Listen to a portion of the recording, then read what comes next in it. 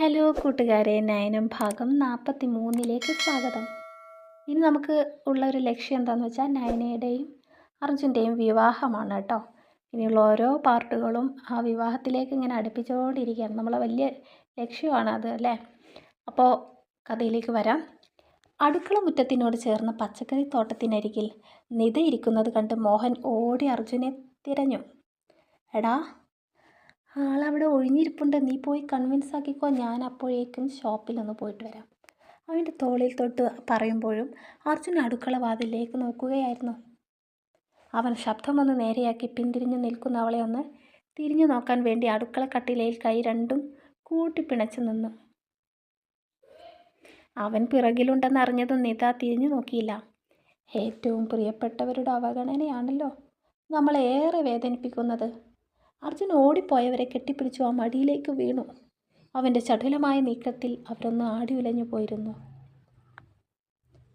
മതി, എന്നെ ഇങ്ങനെ തീ തിരിച്ചത്.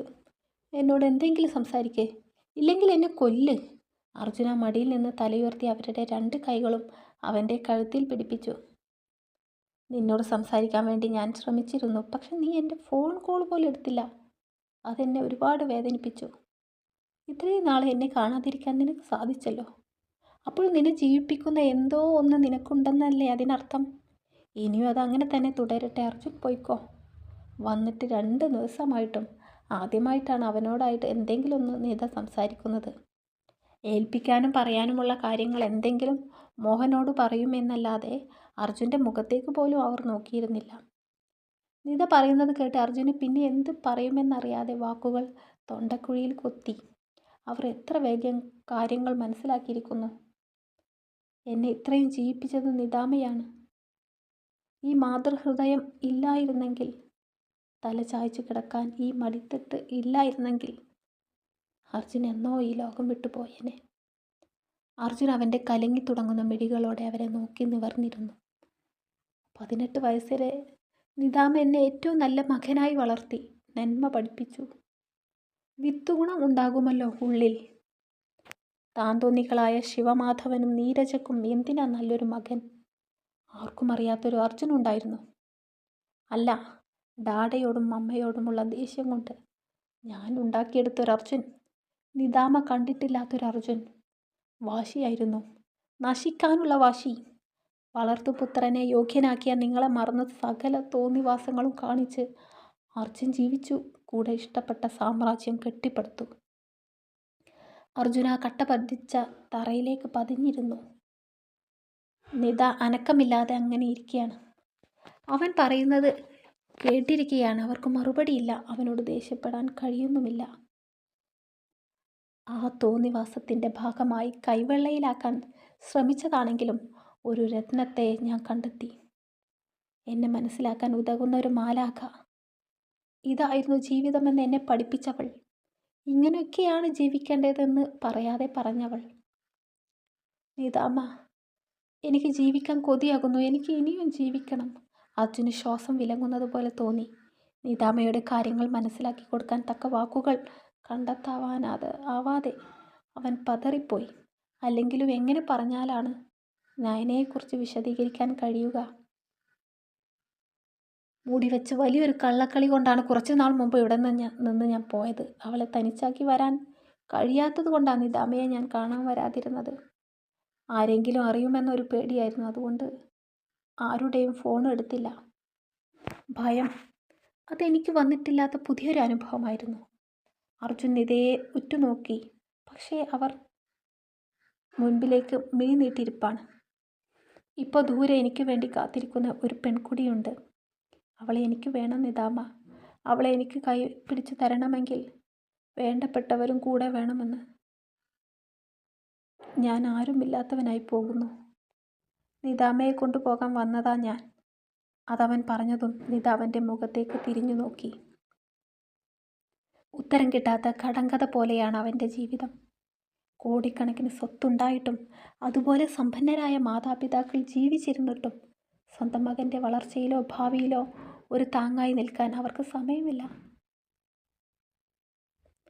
സമ്പന്നതയുടെ നടുവിലും അനാഥത്വത്തിൻ്റെ കൈപ്പറിഞ്ഞ ബാലൻ നിർഭാഗ്യവാനായ മകൻ കേഴുകയാണ് തൻ്റെ ചെറിയമ്മയോട്.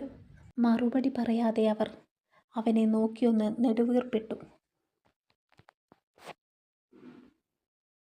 അർജുൻ ഓഫീസിന് മുമ്പിൽ കാർ നിർത്തിയപ്പോഴേ അവൻ്റെ എതിർവശം കിടക്കുന്ന കാർ എവിടെയോ കണ്ടിട്ടുണ്ടല്ലോ എന്ന ചിന്തയോടെ അവൻ ഓഫീസിൻ്റെ അകത്തേക്ക് പ്രവേശിച്ചു.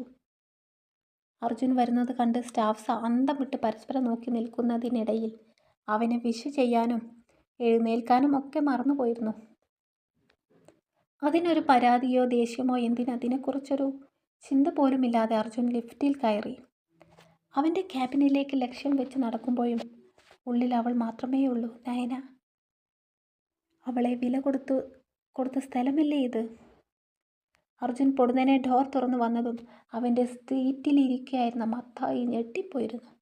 അർജുൻ ആ വന്ന നിൽപ്പിൽ അവരെ തുറിച്ചു നോക്കി. പക്ഷെ അർജുൻ അവരെ തുറിച്ചു നോക്കിയത് മത്തായി അവൻ്റെ സീറ്റിലിരിക്കുന്നത് കണ്ടിട്ടല്ല, മറിച്ച് അവർക്ക് എതിർവശമായിരിക്കുന്ന ആളെ കണ്ടായിരുന്നു. ഗൗതമും അയാളുടെ കൂടെയുണ്ട്.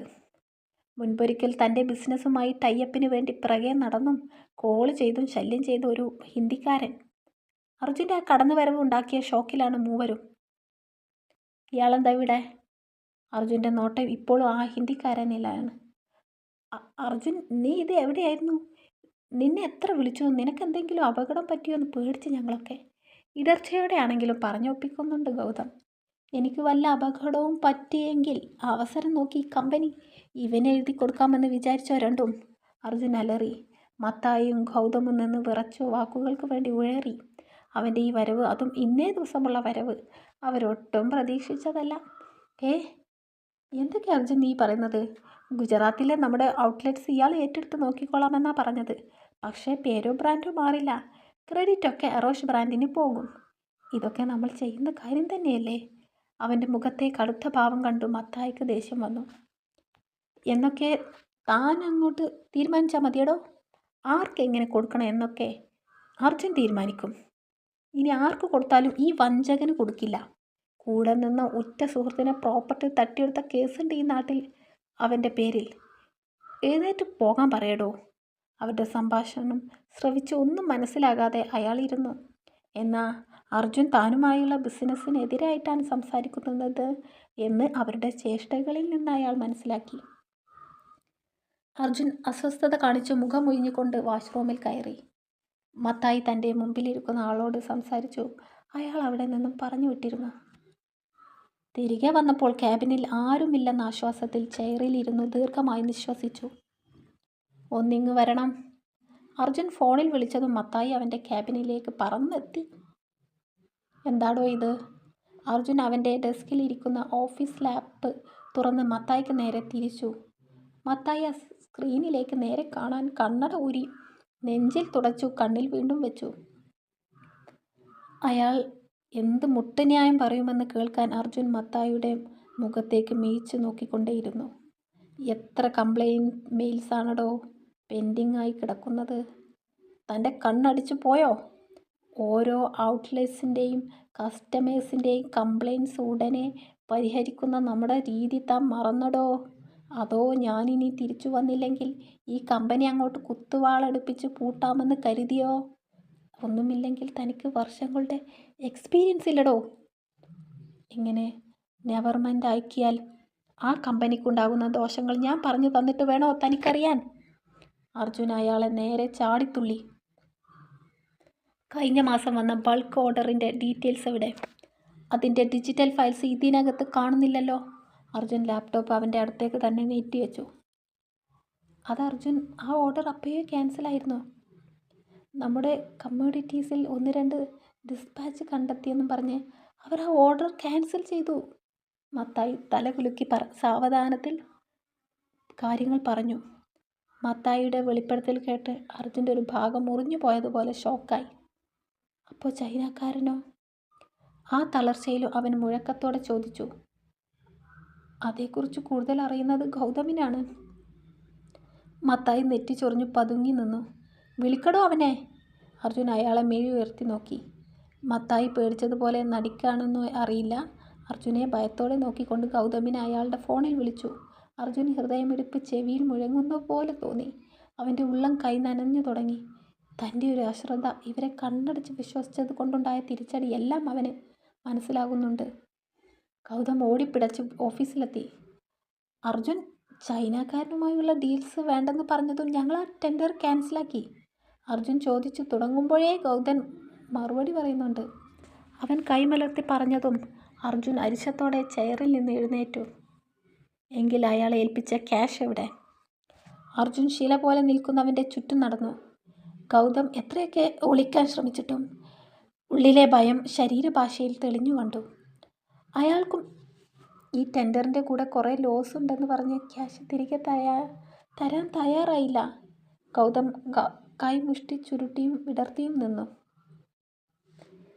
നിസ്സാരമായത് പറഞ്ഞു തീർക്കാൻ രൂപ 1 2 2 കോടിയാണ് കൊടുത്തത്. ഗൗതമിന് ചുറ്റും നടന്ന് പറഞ്ഞുകൊണ്ട് ഒടുക്കം അവൻ മുമ്പിൽ വന്നു നിന്നു.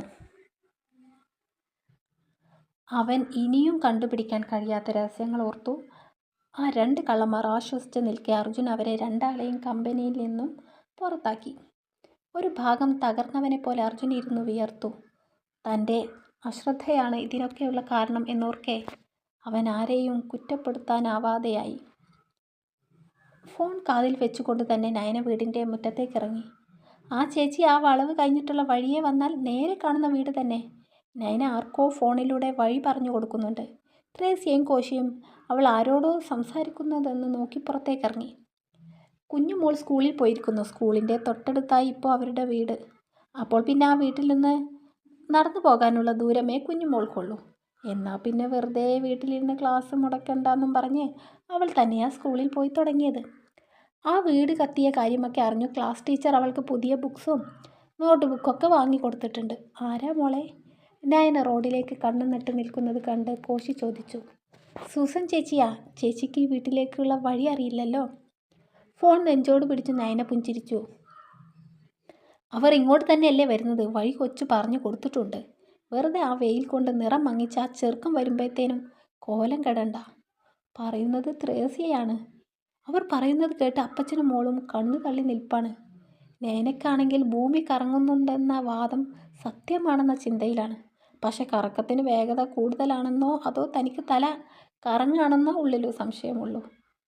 അവളുടെ പരിസരം കറങ്ങി ഒടുക്കം അപ്പച്ചനും അമ്മച്ചിയും നിൽക്കുന്ന മുൻവശത്തെ വാതിൽ തന്നെ എത്തി.